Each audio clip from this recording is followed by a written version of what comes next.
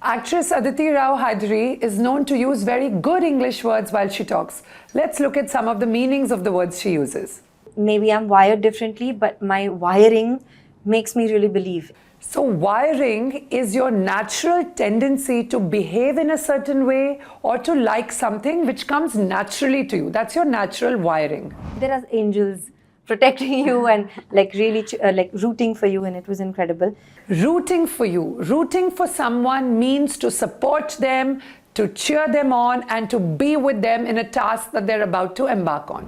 To find that magic, to keep creating, to find something, almost ephemeral. Ephemeral means fleeting, very short-lived, or a very short period of time. At one point, he's also very perceptive. He kind of knows his actors. Perceptive means somebody who is very observant, who's able to get the minute insights out of somebody by his observation. That person is perceptive. Now let's practice together. How about you use these words in a sentence of your own and comment below? Go for it.